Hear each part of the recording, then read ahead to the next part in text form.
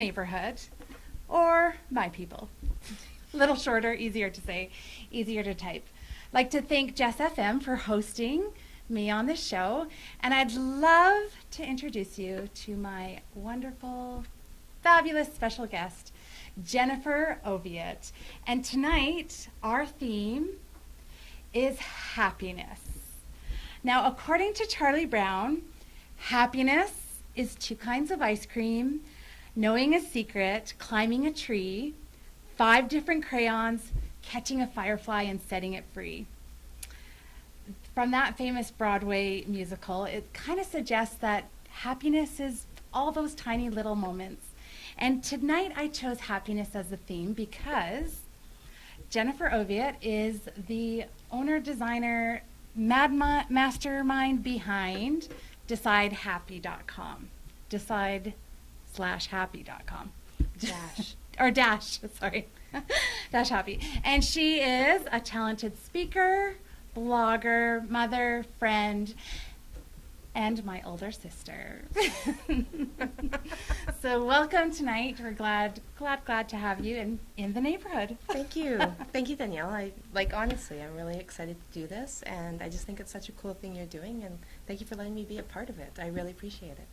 Well, like we said, I'm happy, and I'll sign the check after the show.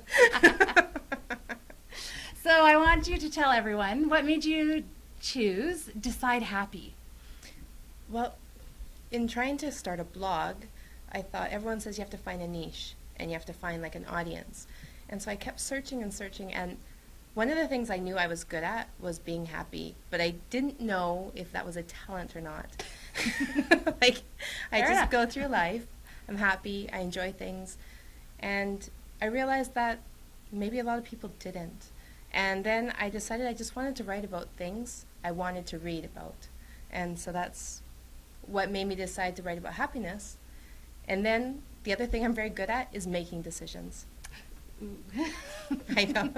And she got all the genes for making decisions. It's not true. But I think I might have bossed everybody too much. That's true. That everyone else in my family may have a harder time making decisions now. And so a lot of people do call me and ask me to help them make a decision. So when it came down to it, I thought, I am one of those people. Just joking. I'm learning to decide all on my own. I don't mind. I like it. And so I thought, if I can help my friends and the people I love make decisions, maybe I can help just a few more people decide things that will bring happiness to their life. So that's how Decide Happy became. Awesome. I should start too with saying, tell us a little bit about you. Oh, okay. Well, I grew up in Southern Alberta, which is, I find just a heaven on earth to live in. And then I got the opportunity to move all over. I have lived now in Europe and all over Western Canada, including the great north of Canada. My daughter is born as far north in British Columbia as you can get, in a tiny little town. And I think we have now lived in 13 different towns, and currently are residing just outside Vancouver. And I work right downtown Vancouver. And very fun. Mm-hmm. Yeah, I do have a 9-to-5 that I absolutely adore. Adore. But we'll get into that later. Okay, and so if you haven't checked out Decide Happy, it's really just information on everything from everything. Internet fraud to marriage to life to deciding to. I just wrote down some of the things that maybe you can get to know me better. It's just in its infancy, Decide Happy. It's a new blog, and it just has, I think, 7 or 8 posts. And this summer, I actually have some time to dedicate and do a little bit more, where I'm going to show you some of the places I go to get my information, some of the books I read, the podcasts I listen to, the people I associate with. The people in your neighborhood. The people, my tribe, my kids. It really is a little bit of my life up to this point, and sharing that with you, so you get maybe why I've decided some of the things I've decided. So one of your very first posts on the site is just happy in the everyday, ordinary things of life. Tell us some of those ordinary things that. Well, what I call ordinary or boring, like what a lot of people consider to be boring, are some of the things. Well, I always laugh. I say, when I was a teenager, all the things my mom used to punish me with are now my goals. Go to bed. Can't go out on the weekend. Go to bed early. Like, all of these are now my goals. Moms really do know best. Shout out to our mother, who could never keep me in on the weekend and never convince me to go to bed early, ever. But and to the future moms, hold on out there. Eventually they grow into what you need them to. I don't know if that's true. But anyhow, so when I say ordinary, we've had some extraordinary years that have been hard, some years that have been super fun. But I think when you get to live in the ordinary is actually when you are appreciating all the simple things. And when you're appreciating just your everyday things, that's what I call my boring place or my happy place. And when I can recognize all the simple and how everything's working together for my good, then I recognize that I am doing well. And when bigger things end up happening, I can deal with it because all the little things are good. Yeah, I just this past year, no, before that. Sorry, time means nothing to me. So I throw out times, and it's been quite a while now where I've realized how much abundance I live in. Not just I live a nice ordinary life. It's a dream life. I've thought for years I have more than enough in my home for probably 3 or 4 families to live quite well. Yeah, and in trying to just pare that down and live in less, I live in way more. Mm-hmm. And that's one thing that it's one of the, I think, the secrets to happiness. Yeah, and I feel like that's a message that's reinforced through one of the messages you're bringing out too. Thank you. You're welcome. Thank you. Aww. Yeah, I wasn't going to go without singing, Sisters, Sisters, there were never such devoted sisters. So I thought I would share my sister with you. For those of you just joining us, my name is Danielle Low, and I am owner-operator of I Am Eve Events, and this is, I'll let you introduce yourself. My sister. I'm Jen Oviatt, right? Decide Happy. Decide Happy. I'm a Decide Happy blogger. That's right. And we are talking today about happiness. So what have been some of the most meaningful responses from some of your readers? Well, I wrote about marriage, actually, a while ago. I wrote about how to be happy in marriage.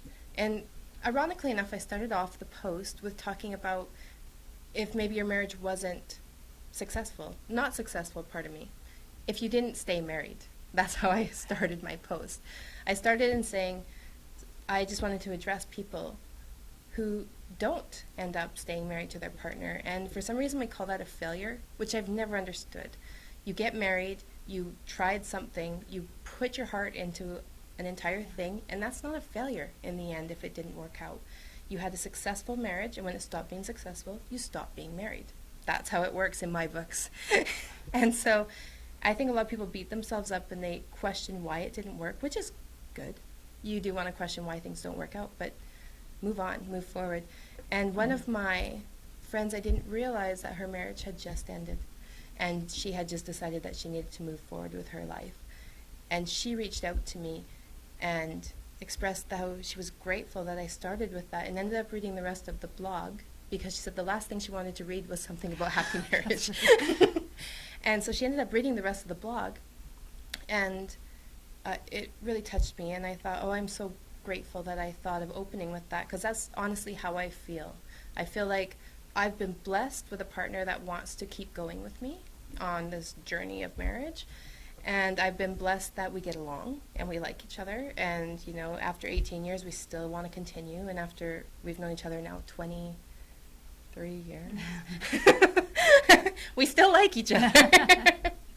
And so I've been blessed in that, and I've been blessed that we want to go together, but that's not everyone's journey, and this happens to be mine, and that's okay. Yeah. No, So that probably was my most, I've had so many people say such kind things, so when I knew that question was coming, and when I thought about it, I really did think her reaching out to me just showed me, okay, I wrote about happiness, and it was able to reach even someone who is just going through what probably is a very unhappy moment for her life, but how to find the happiness in that unhappiness. Yeah, awesome. And I think that's part of the power of our stories, and kind of the mission of mine is really sharing those stories authentically, and just appreciating life for all the stories that it offers us. And I feel like on your blog you do a great job of really expressing those stories. And also kudos to all those people who write back and Oh, I know. and give you that little bit of, okay, it's making a difference. I know. The encouragement that people give me is so kind. And so not everyone always posts on the blog. They'll PM me personally, or they're not like me. I like vomit my life on Facebook and social media, and I'm okay with sharing. And I know some people aren't, so they want to send a personal message or a private email, and that's okay too. And those are just as meaningful to me. But yeah, those who do even put themselves out a little bit more vulnerably.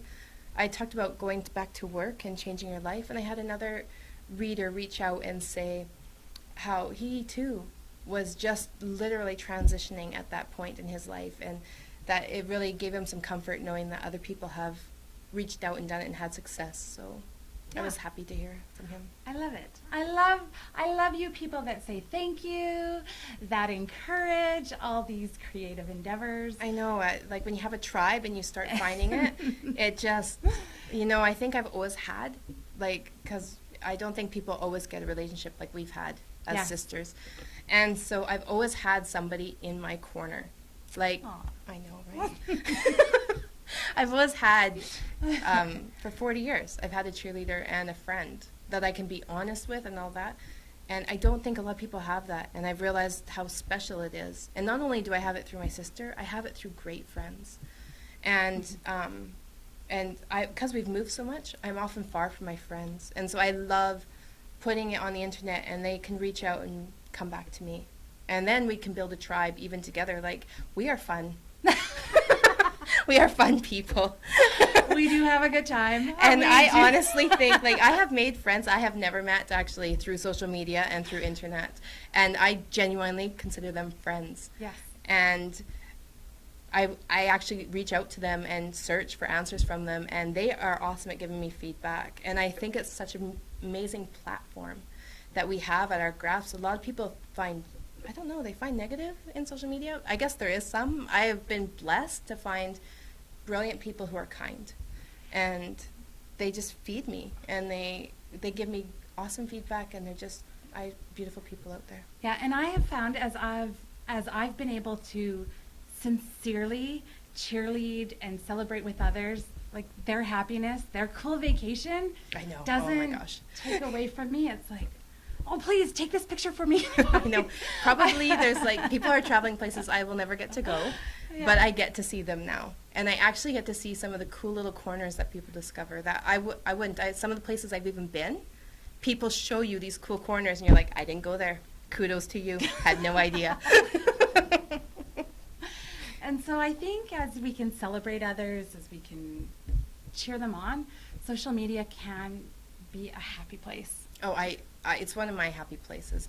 I'm not on there as much as people think I probably am, but I really do enjoy seeing you and your adventures you have and your milestones you're willing to share with me, your children's milestones, your own, and your husband's, whatever it is, your partner, whatever milestone you're sharing, I love. So keep it coming, because I will be like, love. Share. I don't do Twitter. I can't figure it out. I can't figure out how to tweet. If someone can show me. We need some new friends. I know. Okay, so tell us about what was one of the most memorable blog posts that you've had, to write, or wait, no, sorry, I told you I said that wrong. No, that's okay. I can answer that question. What was the best blog post to write, or one that? Probably the one that reached the most people would be the blog post I wrote about adding a daughter into our family when she was 13. And that was probably the most vulnerable one, and it was the hardest one to write because it wasn't 100% my story to share. Yeah.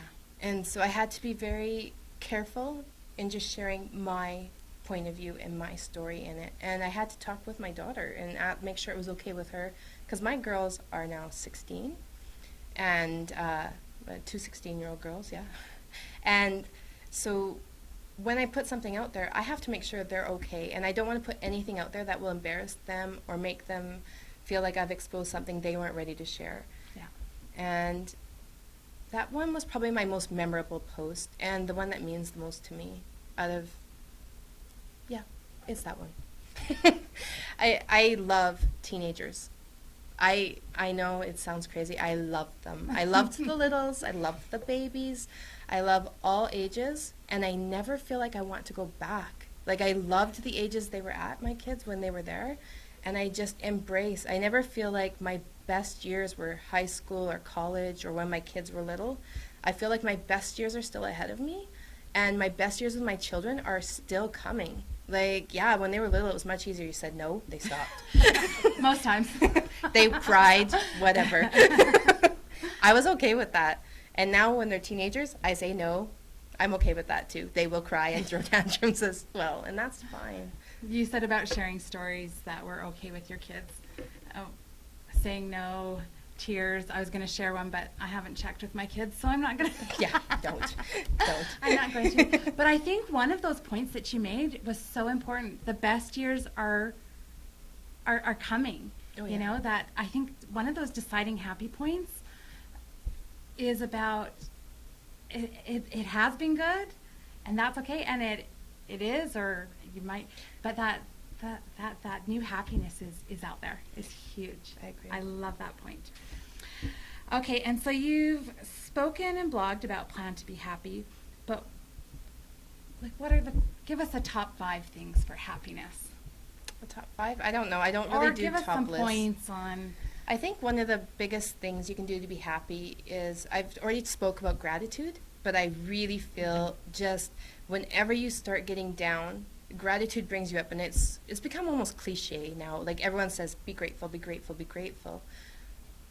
But if you stop and genuinely stop and look around you, and just even living where you live, and getting to be, we just had Canada Day yesterday, my gratitude for this country is enormous. And when I stop and I just take a moment, and I think just of that alone, man, I won a birth lottery. You know, being born here and getting to be raised here. What? I'm like, a what lottery? A birth lottery. I know what you said. And, you know, I live in Vancouver, and we get to see so many different cultures. And once again, that is a lottery to me. Like, getting to live amongst so much diversity and seeing how it comes together and helps me and helps my children. Mm-hmm. I'm really grateful for that. And the more change that comes into my life, the more I realize how grateful I am for what I had and what's coming. So gratitude is my number 1, happiness. My number 2 is I really have 0 expectations. I did learn if you lower the bar, you're rarely ever unsatisfied. Disappointed. I know. Well, I know we talked about marriage, and I have a few more questions about it, and especially it being my 14th wedding anniversary. Mwah, love you, Dave. I know. I mean, I have high expectations for myself. Yeah. And when I set my own goals, and I think I have boundaries, but I don't have very many expectations of life. Like, I'm always pleasantly surprised what life has to give me. Like, if it gave me everything I wanted, I probably wouldn't be as happy as when it's given me everything. It's given me so much more than I even knew I could want. Like, I didn't know some of the things I wanted until they've come to me. And packaged differently than what you thought you wanted or needed. Way differently. And sometimes packaged exactly the way I wanted. That is a very bow and everything. I think you can wrap anything in cellophane, and it's way better. But now I live in Vancouver, so we don't wrap things in cellophane anymore. We go with, like, reusable and sustainable. Very good. If you're just joining us, we'd like to thank Jess FM for hosting People in Your Neighborhood, or My People. And I'm so happy tonight to introduce you to one of my favorite people, because she is, and always has been, there for me my whole life. My biggest cheerleader, biggest decide happier. If I had to think of a word of happiness, even in that song, it says happiness is having a sister. And if you don't have a sister like mine, I'll lend you mine. Go read Go read her blog and you can be part of the tribe too. So my name is Danielle Low, owner and operator of IMEB Events, and this is Jennifer Oviatt. Tell us your blog. DecideHappy.com. And there is a hyphen in between decide and happy. Decide-happy.com. It is, yeah. Awesome. So thank you for joining us. We are just kind of going through some of the things of happiness, of Decide Happy, and some of the lessons that it's taught me, that it's taught you. And tell us about your experience with returning to work. Oh. Doo-doo. Well, I was really grateful because for 12 years, I stayed home with my children. And in those 12 years, I did run my own businesses on my own time, in my own hours. And then an opportunity came up where I was able to go back into the workforce to a 9-to-5. And I really didn't, I was very nervous. I couldn't sleep the night before, and I'm very rarely anxious. Like Christmas? Or no anxious? Like Christmas. No, I was not excited that way. I had left the workforce because it wasn't one of my favorite places to be. Okay. And I thought I wanted to do something else of my own, and I did for 12 years. And I wanted to be with my littles. When they were little, I wanted to be with them. And I was able to, which is, bless Aaron, that was, it was great, and I'm grateful. But Aaron's my man. Sorry, in case I didn't. I'm not just randomly blessing Aaron's out there, but Aaron is my man, my husband, my partner. But if you are Aaron and not her man or husband, you can take that one. Yeah, take it. It's yours. I give it to you. And so this opportunity came up, and it was to work for one of the most amazing women that I have been able to work with. And, as a mentor and everything, I knew I wanted to change my life and go back to work with her.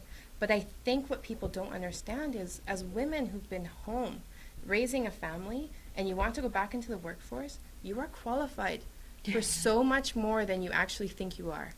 And I feel so strongly about this message. You can go back and demand quite a good salary and demand quite good work hours and demand flexibility, and they will give it to you.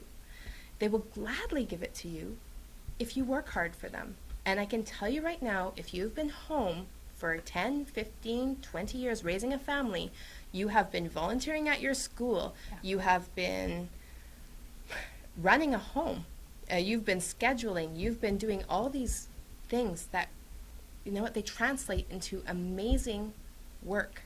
Mm-hmm. You are qualified for a lot, and a lot of people will want you.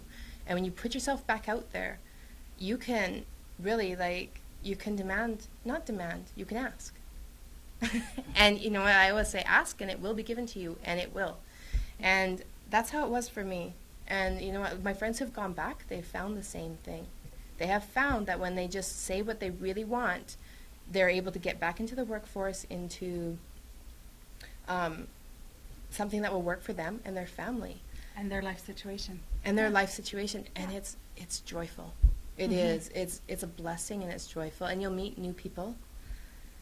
And you'll find new talents in yourself you didn't know you had.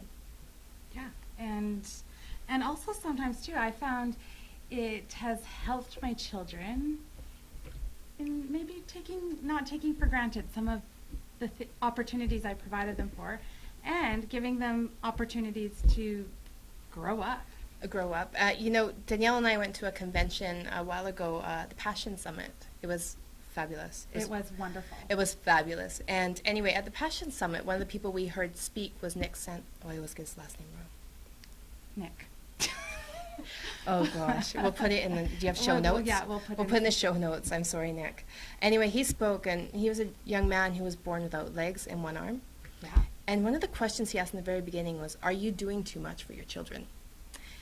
And he said his parents said to him, the world is not going to adapt to you, Nick. You have to figure out how to do things on your own. And then he asked flat out, are you doing too much for your own children? I know when he asked that, I felt right away, yes. Yes, I am. And I am not helping them by doing too much for them. I didn't feel Oh, that. wow. I felt like I wasn't. What a surprise. I felt like my kids, maybe a little bit. Yeah. But no, I felt in that area I'm pretty good. And it was because these last 2 years I've had to. Going back to work full-time, 40 hours a week, having 4 kids live in my home, like, I had to hand over some of those things. And one of the questions I asked was, does it have to be done by me? Yeah. This needs to get done, but am I the person who has to do it? And quite often that answer was no. No, it wasn't. I am not the person who needs to clean that kid's toilet. They can go clean it themselves, and they can learn that if they sprinkle, they will wipe it up right away instead of waiting for mom to show up 2 days later. Very true. Life lessons, life hacks. Decide happy. I phrased that nicely, didn't I? That's right. And yeah, anyway, that was one of the things that going back to work forced me to do, was to stop doing things that people could do for themselves in our house. And just on a side note, I had never washed my sheets on my own until I graduated from high school and went to go live in university. And for 4 months, I did not wash those sheets because I just didn't even know how. It was so gross. She announced it at the dinner table.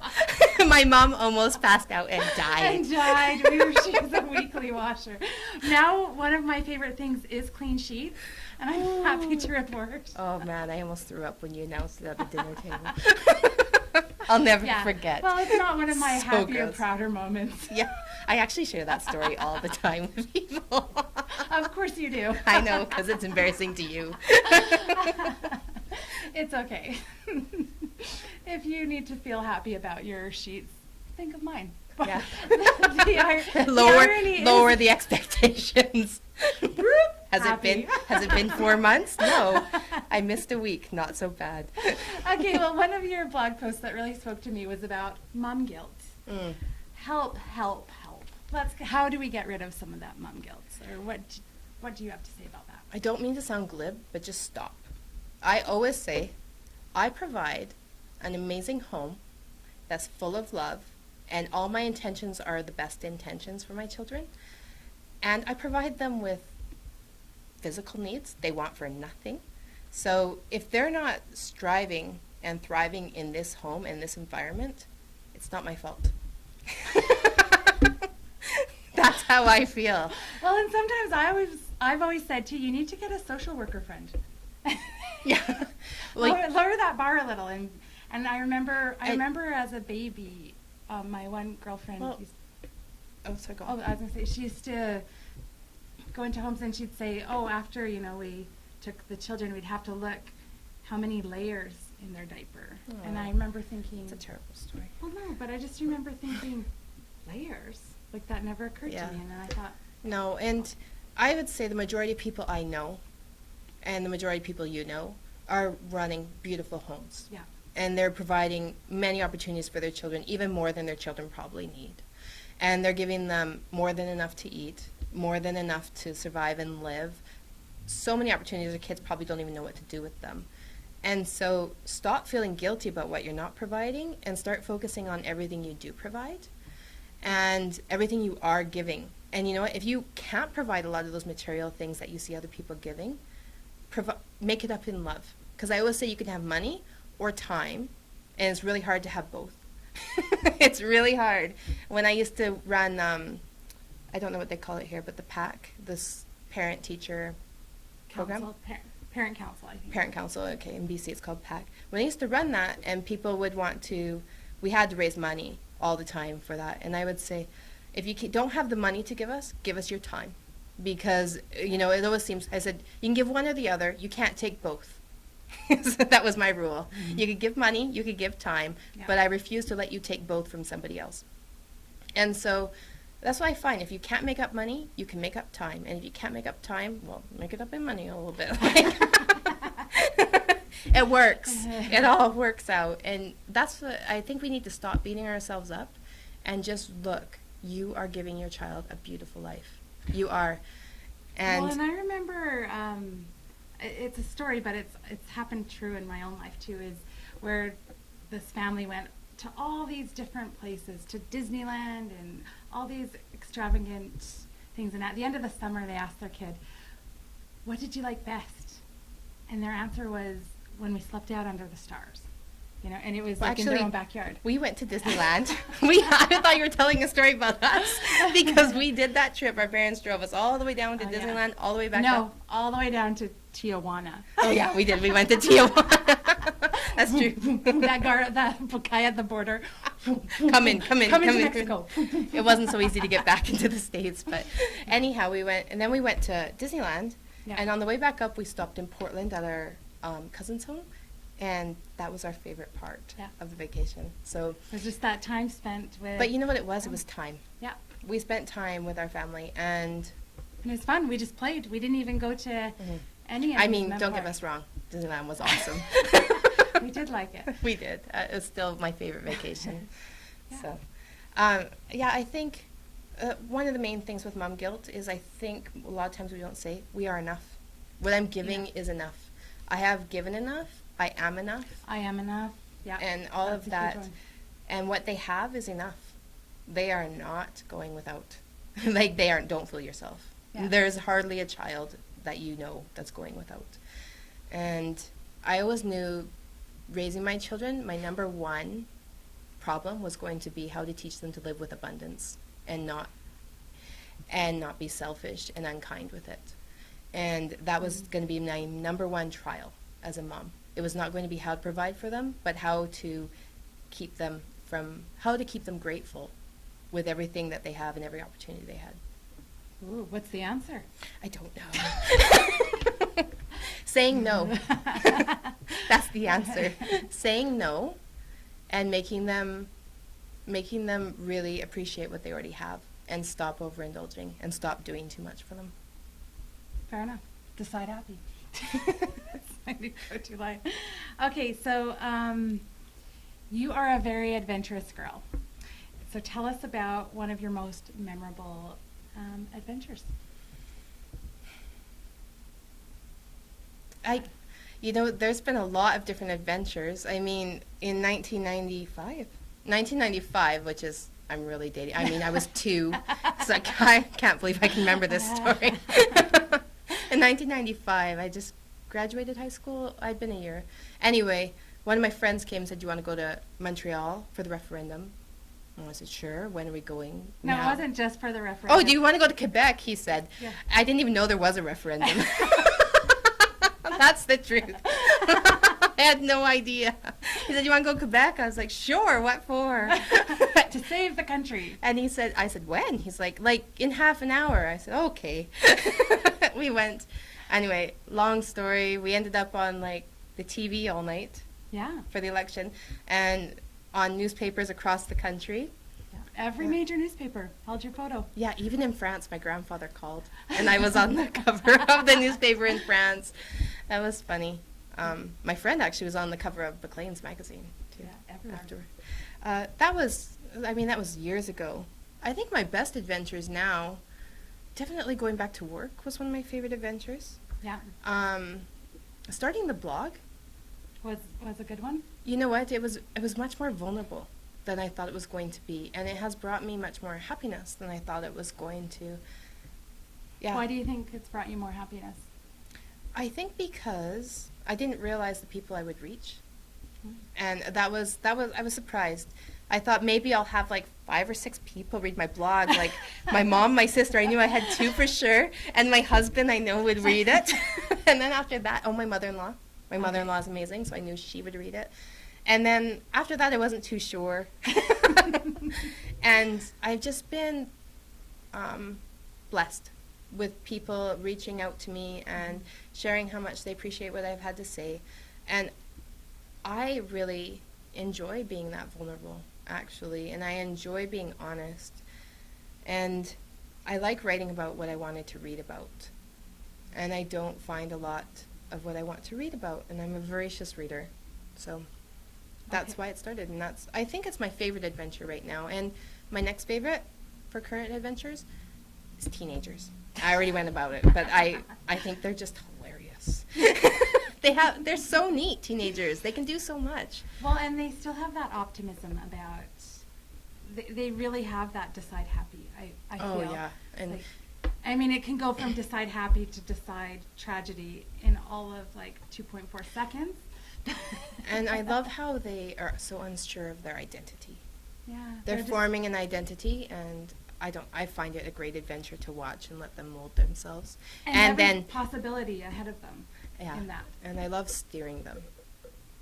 I do. I like driving. Okay. Well, now let me see here.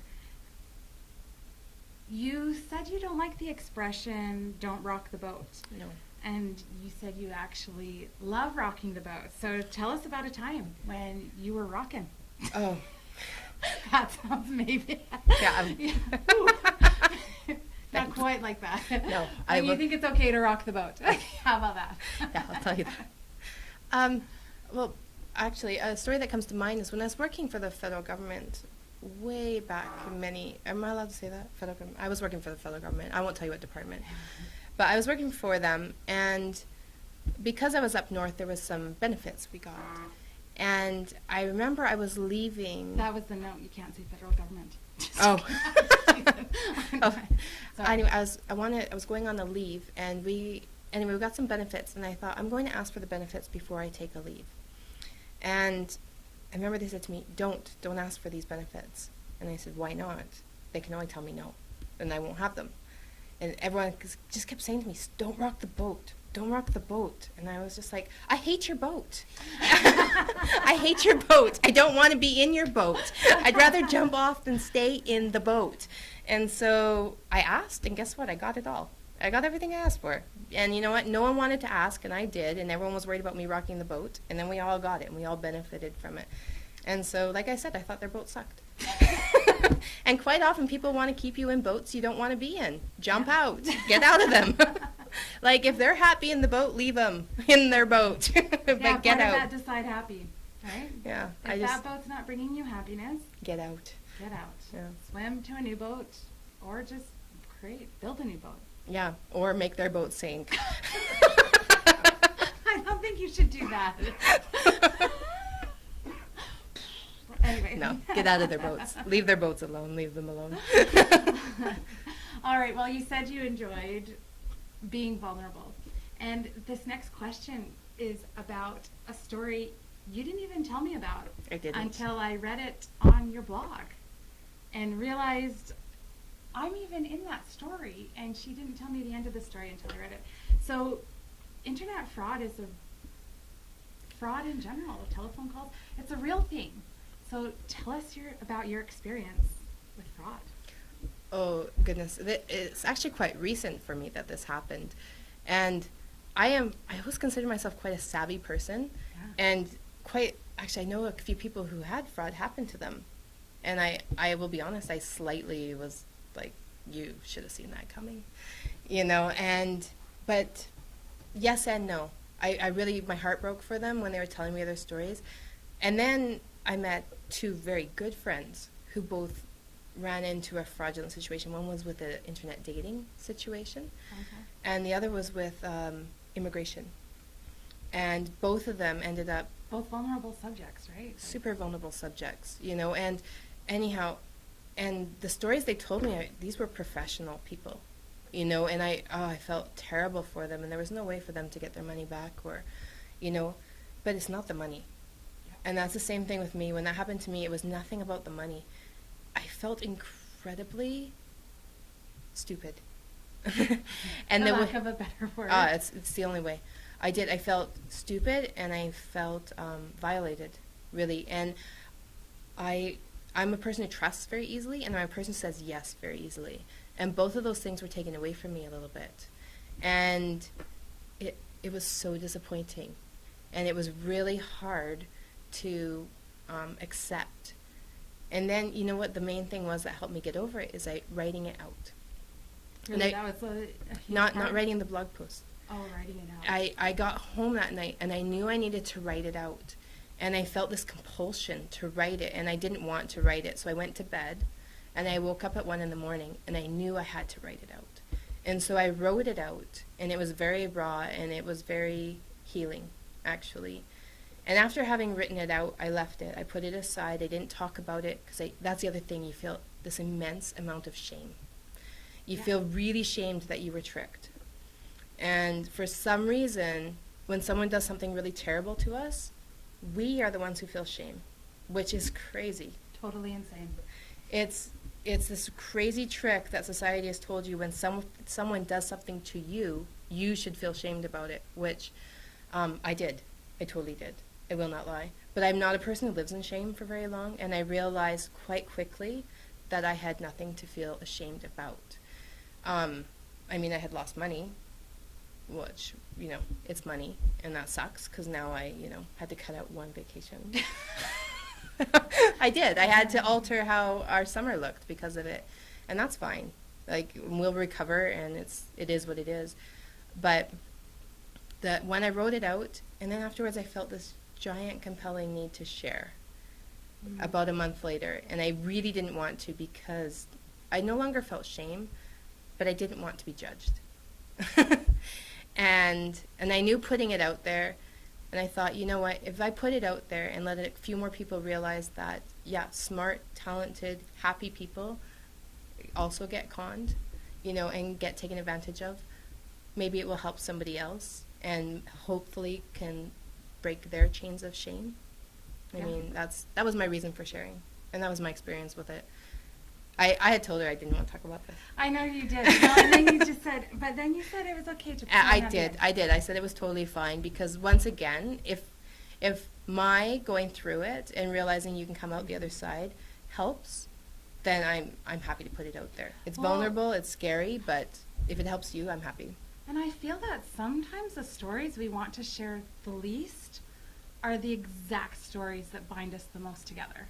And ironically, I felt such a need to share it, and it's probably been my least read post. Really? Yeah, for sure.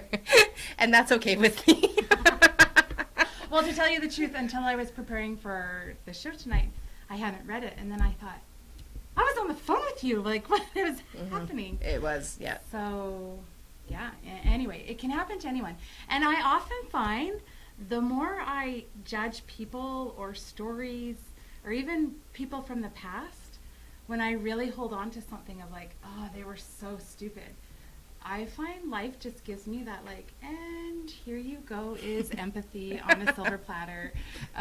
You were wrong. Yeah. So anyway, if you are just joining us, my name is Danielle Low, and I am owner-operator of I Am Eve Events, which is a place for women to come and share their stories. And here I am doing People in Your Neighborhood, and I am so happy to have my people. My people. Well, it is People in Your Neighborhood, or my people. And this lovely person, one of my peeps, my very favorite, is none other than my sister, Jen Ovia, and I am the creator of DecideHappy.com. And that's a blog you can go to and read all about me. I lay it all out for you.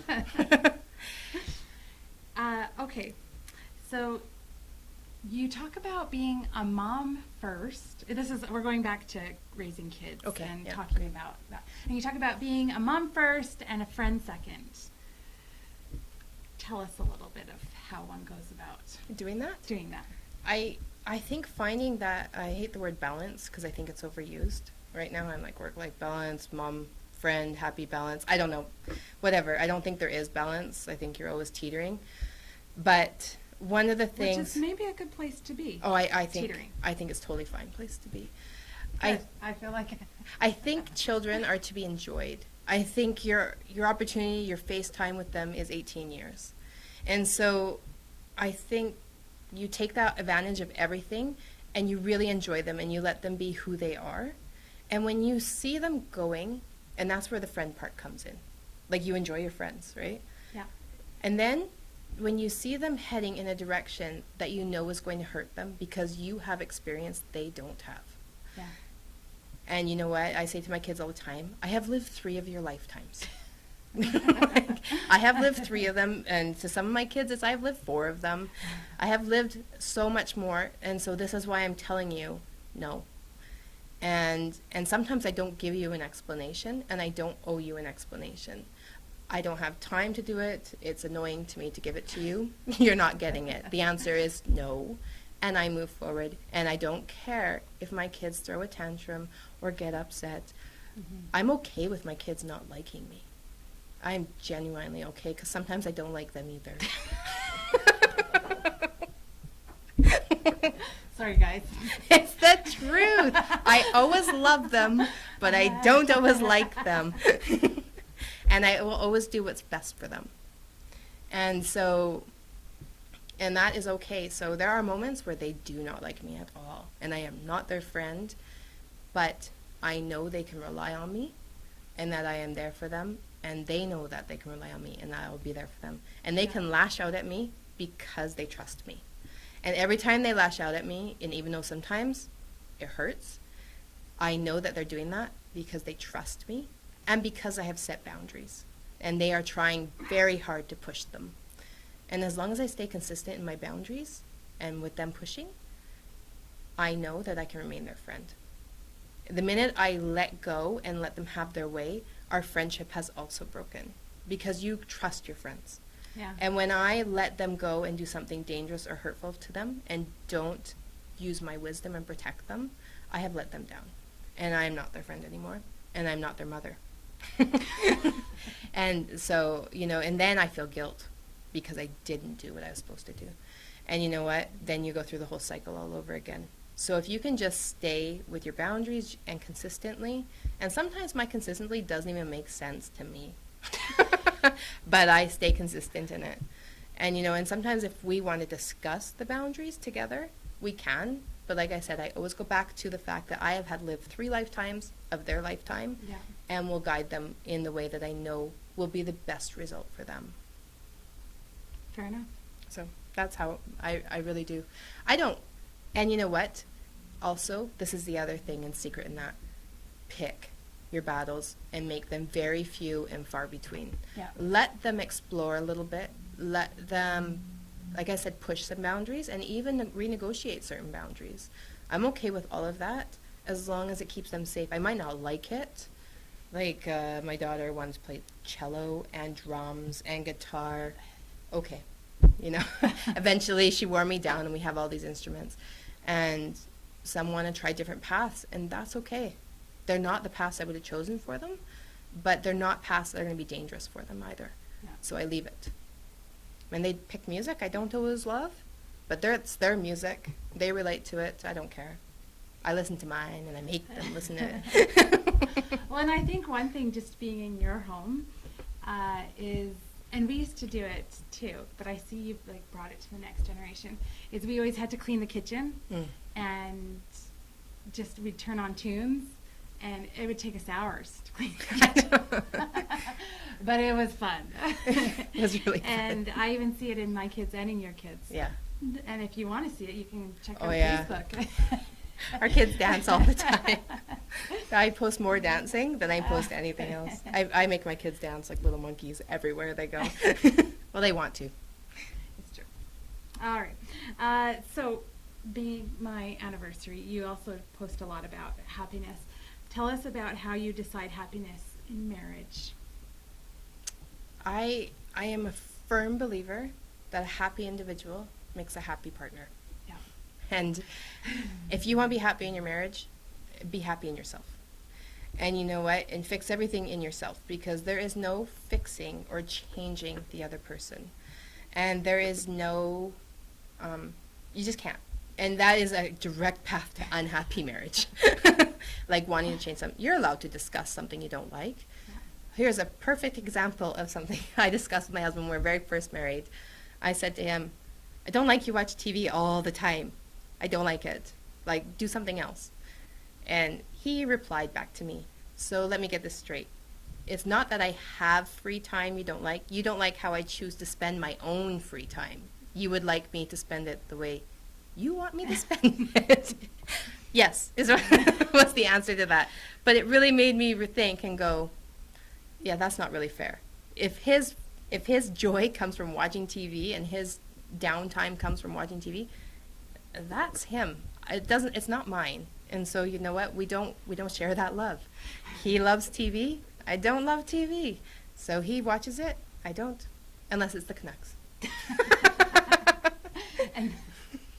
and then you come on board. Yes, The or other thing- bowling, darts. I like both those. To each their own. Okay, there's another, and I'm not sure if you do this in your blog, but I've heard you speak about this before too.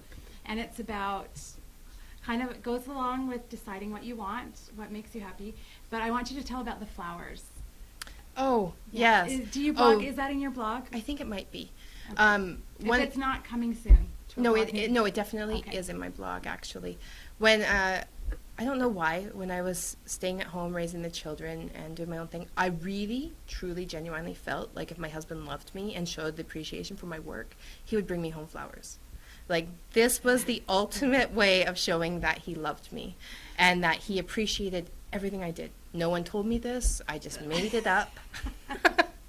And so I would hint and be passive-aggressive and try all these different ways for him to get me to bring home flowers, for him to bring me home flowers. And he was starting a career, was a new young dad, a new young husband, had all these other balls he had up in the air. Mm-hmm. And I just thought through my little nagging and hinting that he would bring home flowers. This went on for months. Like, I would like to say it didn't last long, but this went on for quite a while until finally one day I was like, I just need you to bring me home flowers.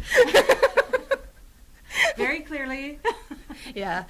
And he was like, pardon me? I said, I would like you to bring me home flowers. If you love me, you would. And he said, sorry, I didn't know. I do love you, so I will bring home the flowers. And for years, I would call on Friday, and I would say, can you please bring home flowers? And he'd bring home flowers, and I loved them. And every Friday, bring me home flowers. And we agreed that Safeway flowers were just fine because they fit in our budget, which was very small. And so many girlfriends would ask me, oh my gosh, how your husband's so romantic. And I'm like, I don't know if he's romantic, but I appreciate it. And so they said, how? What's your secret? And I said, you ask him. And then he brings them home. And you know what? I had so many girls say, oh, no, that won't work. I need him to do it. I need him to think of it. And so you know what happened? All those girls didn't get their flowers, and for years I have enjoyed flowers every week. So I think, ask, and you'll get it. And you know what? It makes my husband happy to bring it to me, and I'm happy to receive it. And even if And I find it no less romantic. yeah, and even if they weren't willing to get you flowers, there's been some times, and it's not necessarily with flowers, but there's been times where I've had to realize, if this truly makes me happy, I am an adult woman who can walk into a store, buy myself a vase of flowers, and put them on my Oh, yeah. on That my has also table happened. and feel very happy. And on the Friday communication, sometimes it was, never mind, I found some already. Don't worry, I got you covered. I saw you had a swamped week. You bought me flowers. Thank you.